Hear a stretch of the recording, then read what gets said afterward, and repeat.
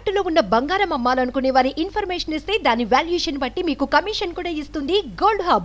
BRS పార్టీకి మూకముడిగా 1200 మంది రాజీనామా చేయబోతున్నారు అనేటటువంటి చర్చ సోషల్ మీడియాలో హాట్ టాపిక్గా మారినటువంటి పరిస్థితి. ఎందుకంటే అసెంబ్లీ ఎన్నికలలో అధికారంలోకి రావాల్సినటువంటి బీఆర్ఎస్ పార్టీకి కేవలం 39 స్థానాలు రావడం కేసీఆర్కు చాలా గట్టి దెబ్బ తగిలినటువంటి పరిస్థితి. మొన్న జరిగినటువంటి పార్లమెంట్ ఎన్నికలలో కూడా కేసీఆర్ దాదాపు 8 నుండి 10 స్థానాలు టార్గెట్ పెట్టుకుంటే ఒక్క సీటు కూడా రాకపోవడం కేసీఆర్కు నిజంగా చాలా గట్టి అంశమే అని చెప్పాల్సినటువంటి అవసరం ఉంది. ఇదే నేపథ్యంలో గ్రామ స్థాయిలో ఉన్నటువంటి 12,000 మంది పైచిలకు ఉన్నటువంటి సర్పంచ్లు కానివ్వండి, ఎంపీటీసీలు, జెడ్పీటీసీలు, జెడ్పీ చైర్పర్సన్లు, ఎంపీపీలు వీళ్ళందరూ కూడా రాజీనామాలు చేయడానికి సిద్ధమవుతున్నటువంటి పరిస్థితి. ఎందుకంటే బీఆర్ఎస్ పార్టీ తెలంగాణ రాష్ట్రంలో కనుమరుగైతున్నటువంటి సిచ్యువేషన్, బీఆర్ఎస్ పార్టీ ఈ రాష్ట్రంలో మొత్తం పూర్తి స్థాయిలో భూస్థాపితమవుతున్నటువంటి దశలో ఈ పార్టీలో ఉంటే మనకు స్కోప్ ఉండకపోవచ్చు. ఎందుకంటే బీఆర్ఎస్కి సంబంధించినటువంటి ఎమ్మెల్యేలే రాజీనామాలు చేస్తూ ఉన్నారు. చాలామంది పార్టీలు మారుతున్నటువంటి నేపథ్యంలో ఈ పార్టీలో మళ్ళీ ఇప్పుడు ఎందుకంటే రాబోతున్నటువంటి గ్రామ పంచాయతీకి సంబంధించిన సర్పంచ్ ఎన్నికలలో మళ్ళీ పోటీ చేయడానికి ఒక అద్భుతమైనటువంటి పార్టీ ఉండాలి తప్ప ప్రతిపక్ష పాత్ర లేనటువంటి పార్టీ, ఒక్క సీటు కూడా సాధించినటువంటి పార్టీలో ఉంటే ఇబ్బంది కావచ్చు అనేటటువంటి నేపథ్యంలో దాదాపు 1200 మంది రాజీనామా చేయడానికి సిద్ధంగా ఉన్నారనేటటువంటి చర్చ వినబడతా ఉన్నది. దాదాపు 12,000 పైచిలకు అంటే దాదాపు 12,070 లేదా 12,700 మంది సర్పంచ్లు ఉన్నటువంటి నేపథ్యంలోనే పూర్తి స్థాయిలో వాళ్ళు రాజీనామాలు చేసి, ఎందుకంటే గతంలో బీఆర్ఎస్ పార్టీ అధికారంలో ఉన్నప్పుడు వాళ్ళు అనేకమైనటువంటి అభివృద్ధి కార్యక్రమాలు గ్రామ స్థాయిలో చేశారు. కానీ కేసీఆర్ కానివ్వండి, కేటీఆర్ కానివ్వండి, లేకపోతే అక్కడ ఉన్నటువంటి స్థానిక ఎమ్మెల్యేలు కానివ్వండి, ఎవరు కూడా సర్పంచ్లను పట్టించుకునేటటువంటి పరిస్థితి లేదు.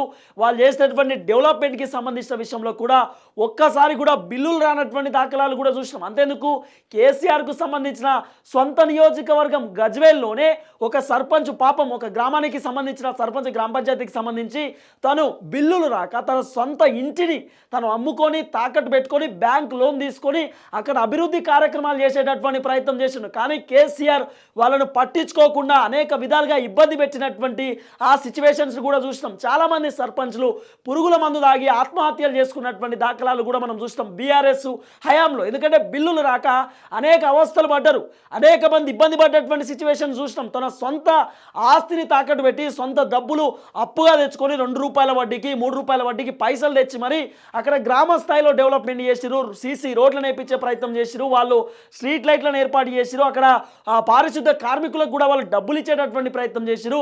అక్కడ ఉన్నటువంటి అన్ని అంశాలను కూడా క్లియర్ కట్గా తెరపైకి తీసుకొచ్చిరు. హరితహారానికి సంబంధించిన డబ్బులు కానివ్వండి, లేకపోతే గ్రామ స్థాయిలో వైకుంఠధామానికి సంబంధించినటువంటి డబ్బులు కానివ్వండి, లేకపోతే చెత్త వేసుకోవడానికి ఒక కీలకమైనటువంటి అంశాన్ని కూడా తెరపైకి తీసుకొచ్చారు. చెత్త వేసుకోవడానికి ఒక హుండీ లెక్క తయారు చేయడము, లేకపోతే డంపింగ్ యార్డ్ని ఏర్పాటు చేసేటటువంటి ప్రయత్నం, అవన్నీ కూడా గ్రామ స్థాయిలో జరిగినాయి. అయినప్పటికీ కూడా వాళ్ళకు బిల్లు లేకపోవడం నిజంగా చాలా ఇబ్బందికరమైనటువంటి వాతావరణంగా బీఆర్ఎస్ అధికారంలో ఉన్నప్పుడు మారినటువంటి నేపథ్యంలో మొత్తానికి కాంగ్రెస్ పార్టీలోకి దాదాపు 1200 మంది పోవడానికి రెడీ అవుతున్నట్టుగా నడుస్తున్నటువంటి చర్చ. ఎందుకంటే గతంలోనే బీఆర్ఎస్ పార్టీ అధికారంలో ఉన్నప్పుడు కాంగ్రెస్ పార్టీకి అసెంబ్లీకి సంబంధించిన ఎన్నికలలో 23 ఎమ్మెల్యేలు గెలిచారు. దీంట్లో దాదాపు 12 మంది ఆ మూకాముడిగా గెలిచిన వెంటనే బీఆర్ఎస్ పార్టీకి అనుగప్పుకున్నారు ఎమ్మెల్యేలకు సంబంధించినటువంటి విషయంలో. అప్పుడు కాంగ్రెస్ పార్టీ ఖాళీ అవుతున్నటువంటి నేపథ్యంలో కాంగ్రెస్లో నుండి పోటీ చేద్దాం అనుకునేటటువంటి సర్పంచులు గెలిచి మళ్ళీ బీఆర్ఎస్ పార్టీకి అనుగప్పుకున్నటువంటి సిచ్యువేషన్స్ కూడా చూసినాం. కాబట్టి ఇప్పుడు కేసీఆర్కు పెద్ద దెబ్బ ఏంటంటే గ్రామ స్థాయిలో పార్టీ లేకుండా పోతా ఉంది. గ్రామ స్థాయిలో ఇటు సర్పంచ్లు కానివ్వండి, జెడ్పీటీసీలు కానివ్వండి, జెడ్పీ చైర్పర్సన్లు కానివ్వండి, ఎంపీపీలు కానివ్వండి, ఎవరు పోటీ చేయకుండా ఇబ్బంది పడుతున్నటువంటి సిచ్యువేషన్ కూడా మనం పూర్తి స్థాయిలో చూస్తున్నాం. కాబట్టి 12,000 మందిలో దాదాపు 1,200 మంది మూకాముడిగా ఇక పార్టీలో ఉంటే ఇబ్బందికరమైన వాతావరణమే ఉంటుంది. బీఆర్ఎస్ పార్టీని తెలంగాణ ప్రజలు నమ్మే అవకాశం లేదు.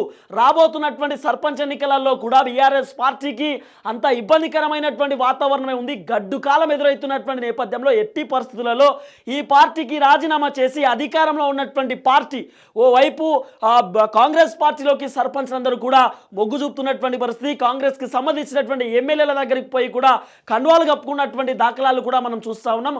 ఓవైపు భారతీయ జనతా పార్టీలోకి కూడా ఇటు సర్పంచులు పూర్తి స్థాయిలో మొగ్గు చూపుతున్నటువంటి పరిస్థితి. ఎందుకంటే తెలంగాణ రాష్ట్రంలో మొన్న జరిగిన పార్లమెంట్ ఎన్నికలలో 8 ఏమో బీజేపీకి వచ్చినాయి, తర్వాత బీఆర్ఎస్కి ఏమో 0 వచ్చినటువంటి జరిగినటువంటి సిచ్యువేషన్ కూడా మనం చూసినాం. కాంగ్రెస్ పార్టీకి దాదాపు 8 స్థానాలు వచ్చినటువంటి సిచ్యువేషన్ మనం చూసినటువంటి నేపథ్యంలో ఇక పూర్తి స్థాయిలో ఇటు భారతీయ జనతా పార్టీ కొంత హైప్ అవుతున్నటువంటి నేపథ్యంలోనే 1200 మంది భారతీయ జనతా పార్టీలోకి సుమారు 550 మంది పోవడానికి రెడీ అవుతున్నట్టుగా కూడా నడుస్తున్నటువంటి చర్చ.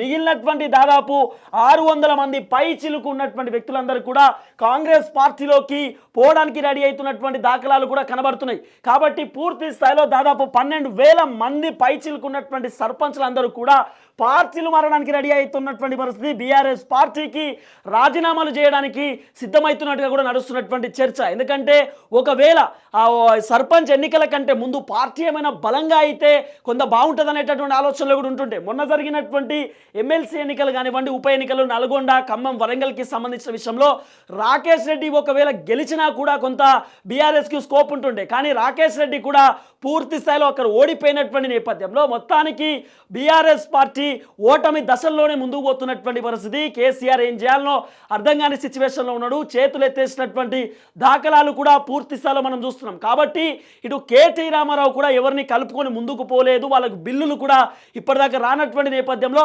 సర్పంచులు పోయి ఎమ్మెల్యేల దగ్గరికి, సార్ మాకు ఇప్పటిదాకా బిల్లులు రాలేదు, మాకు బిల్లులు ఇచ్చేటటువంటి ప్రయత్నం అన్న చేయండి, ఎందుకంటే ఇవ్వాల్సింది మీరే కదా, ఈ నియోజకవర్గానికి బాస్ ఎమ్మెల్యేనే కదా, సో మీ కింద మేము పనిచేస్తా ఉన్నాం. బిల్లులు ఏమైందంటే నాకు కేసీఆర్ బిల్లులు ఇవ్వలే, నేనేం చేయాలని చెప్పి ఎమ్మెల్యే సర్పంచ్కి చెప్తాడు.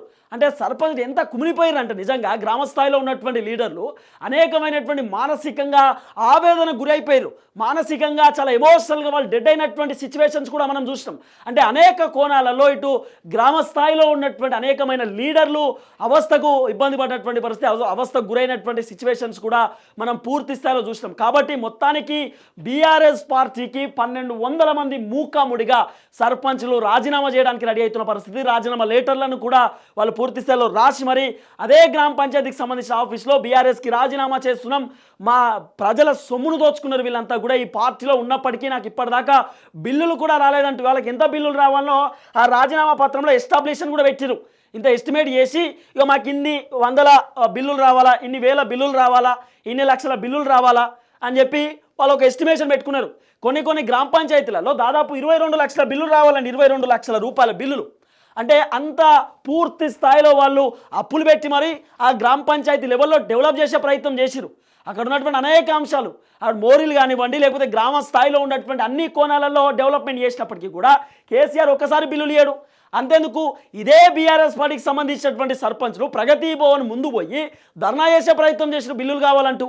అప్పుడు కూడా కేసీఆర్ పట్టించుకోలే. చాలామంది ఆత్మహత్యలు చేసుకున్నారు.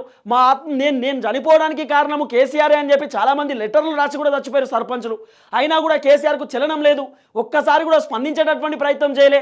కాబట్టి ఇవంతా మాతోని కాదు, ఇక మాతోని అయ్యేటటువంటి అవకాశం లేదంటూ కూడా మొత్తానికి అధికారంలో ఉన్నటువంటి పార్టీలోకి పోవడానికి రెడీ అవుతున్నట్టుగా నడుస్తున్నటువంటి చర్చ. ఎందుకంటే బీఆర్ఎస్ పార్టీ రాష్ట్రంలో పూర్తి స్థాయిలో కనుమరుగైతున్నటువంటి నేపథ్యంలో సో స్కోప్ లేనటువంటి సిచ్యువేషన్లో 1200 మంది కంటే పైచిలికే ఉండొచ్చు, కానీ ఎస్టిమేషన్ మాత్రం 1200 మంది రాజీనామా చేస్తున్నారు అనేటటువంటి చర్చలు వినబడుతున్న పరిస్థితి చూస్తూ ఉన్నాం. సో మొత్తానికైతే బీఆర్ఎస్ పార్టీ ఇంతటితో చాప్టర్ క్లోజ్ కాబోతున్నటువంటి పరిస్థితి. ఎందుకంటే ఓవైపు ఎమ్మెల్యేలు కూడా పార్టీలు మారుతూ ఉన్నారు, గ్రామ స్థాయిలో ఉన్నటువంటి లీడర్లు కూడా పూర్తి స్థాయిలో పార్టీలు మారుతున్నటువంటి పరిస్థితి.